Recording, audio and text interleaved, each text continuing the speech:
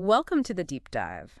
Today, we're zeroing in on a pretty fascinating new watch, the Bremont Altitude Perpetual Calendar GMT Mono Pusher. Hmm.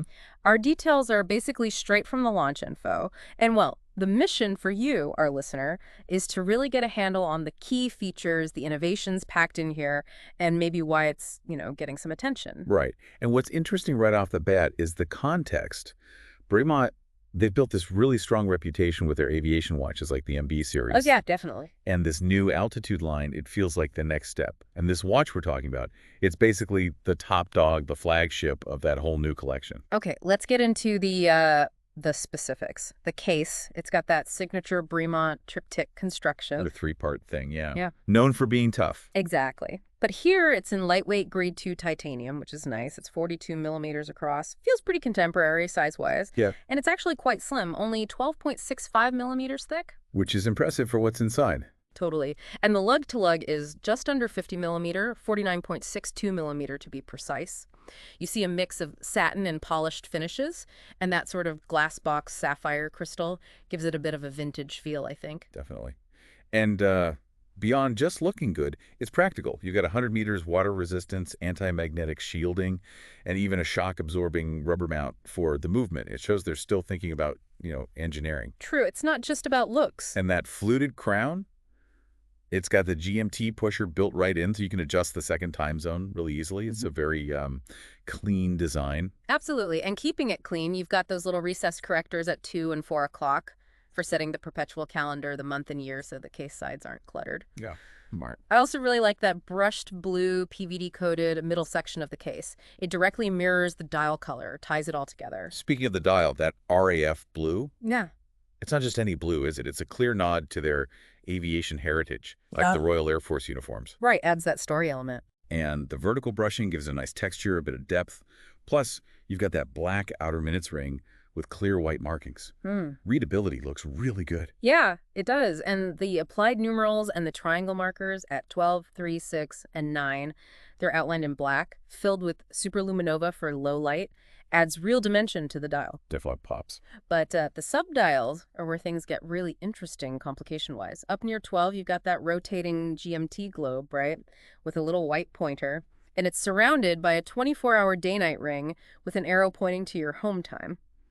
Makes tracking a second time zone pretty visual. It's a cool way to display it. And then the calendar stuff. Yeah. It's quite clever how they've done it. The date subdial above 6 o'clock is fairly standard. Okay. But the indicator at 3 o'clock, that propeller-style hand, 4 blades, one tipped in red that shows the month and the leap year. It's very Bremont, very aviation-themed, and visually distinct. Yeah, that's a neat touch. And that propeller theme continues over at 9 o'clock for the running seconds, but with a 2-blade hand this time.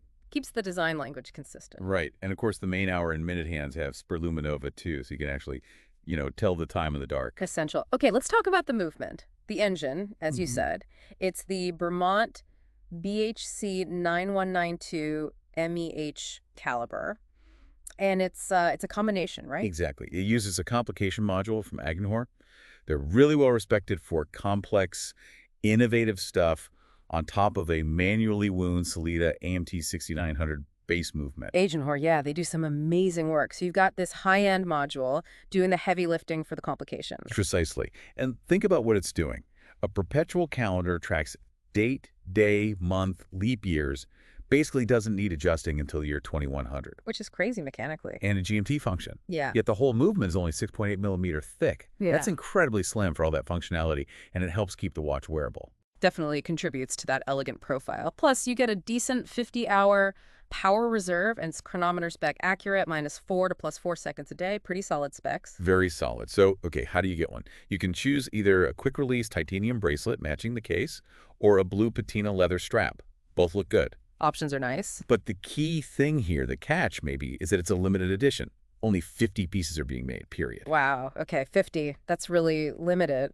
So I guess the main takeaway for you, the listener, is how this watch, the Bremont Altitude Perpetual Calendar GMT monopusher, really pulls together Bremont's aviation design DNA. Mm-hmm. Clearly visible. With this super sophisticated Perpetual Calendar GMT monopusher complication from Agenhor, it's like a meeting of aviation style and high-end complex watchmaking. Yeah, exactly. You've got the Bremont look and feel, but powered by this really clever, collaborative, and very slim movement. It's all wrapped up in this highly exclusive package. So here's something to chew on. Given Bremont's usual positioning and then launching this very complex, very limited watch, how does it fit into the bigger picture of high-end watches?